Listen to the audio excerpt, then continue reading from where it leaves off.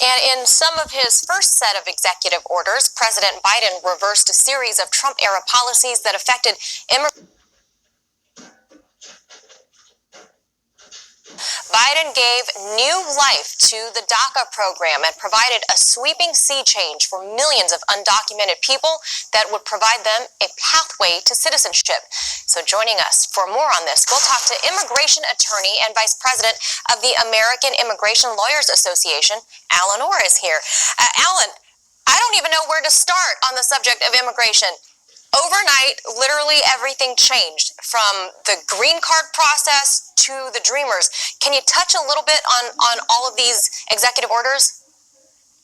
Yeah, so I think the main thing that we should start with is saying that immigration still relies on Congress's actions. So what the Biden administration has done is either freeze or put on hold certain policies that afford people that are here with no status to remain while we figure it out. But until Congress actually moves on a lot of these things, there actually is no relief. So what he did immediately was he stopped the rapid sort of seeking out and removal of people in a DACA form and let them know that the government was no longer going to try to end the process. But what he didn't do immediately through the stroke of the pen was to sort of give them the green card or say how they would actually reach the green card.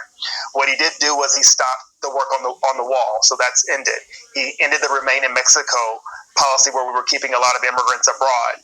He did a freeze on deportations for most deportations for like 1,000 days with a couple of exceptions if you're a national security risk. He got rid of the Muslim ban to sort of make that Liberian deity, and there's more stuff coming, and he submitted a bill to Congress that seems unlikely at this point because there's a 50-50 split and we need more votes to carry it through, that had all the other benefits that you discussed about regularizing. And there's also exciting news for those here on the H-1B visa. That's your area of expertise. In Biden's new plan, the H-1B visa family members will now be able to get work permits of their own. Tell me how you think that news is going to change the landscape there. I think that so once if it passes, right? So these are all just prospective things that are going to happen. If it passes, then that will be a great thing, and it will just really basically meet the needs to know who's here and who's able to work. There's so many people who are here who aren't able to work, who are sort of waiting artificially for no reason. So that's just one of the remedies that we're sort of looking at of saying, how can we modernize a system that hasn't been touched in 30 years? But additionally, there were a lot of regulations that the Trump administration tried to push out in the last days that are now stopped right before the lottery happens in April. So that means that practitioners like myself won't be scrambling to figure out exactly what the rule is, because it'll be the same rule that it was last year for the lottery selection or for the wages. So that's a big release. Yeah, I think so. I think a lot of families who are here with, let's say, the mom or the dad gets an H-1B visa to work, the daughter or the son can also get a job to help with the family income. And Biden also plans to do away with the per-country visa caps. I don't think a lot of people knew that existed. Why did those caps exist in the first place, Alan?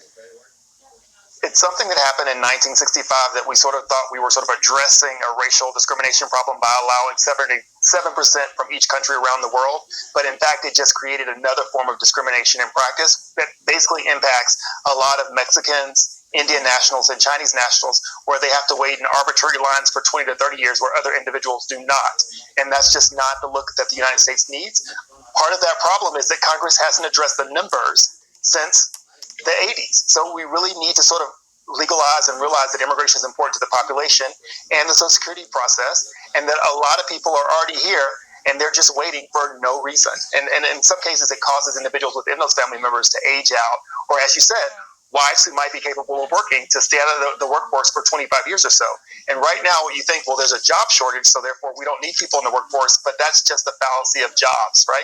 This concept that there's a limited amount of jobs. When more people are working, more jobs are also created. Now, Alan, I didn't see anything regarding the family separation at the border issue or the reunification efforts. Can you shed any light on that? That was also included in the first 24 hours. Biden basically told UCIS to move the moon to reunite these families. He made it a priority because part of the problem is, much like with any of the other things, there were no A numbers to link these families, but he made it a priority and he told UCIS, in the Department of Immigration Services, to go out and fix this problem that we created. within the first 24 hours. Real briefly, on the flip side to all this, I mean, what do you say to the people who are seeing images of the so-called migrant caravans coming from all over Latin America, hundreds and hundreds, clashing with police in Guatemala, trying to make their way to the southern border of the U.S.? They believe Joe Biden's just opening up the borders. What do you say to Americans who are concerned by this, and what do you say to the migrants who are wanting to come to the U.S.? There's a legal process for coming to the United States, which also includes asylum, for which individuals are vetted and they appear at our border. At every border, airplanes arrive every day with 200, 300 people, and with the right resources, you get vetted in those airports for a business visa or for asylum, just like anyone else. So those people coming to the border have been coming for years. It is a ritual that is this caravan of this group of people traveling together to try to restore our country has been happening for many years. It is just a fear tactic, nothing new. And it should not scare the United States, because we have a system set up where we can basically sort individuals, just like we do on planes, trains, and boats where people arrive, to say who can stay and who can remain. So it should not be a fear. Right. It's a system in place. It's just a matter of making that system work properly and putting the resources there. Eleanor, thank you so much for your expertise.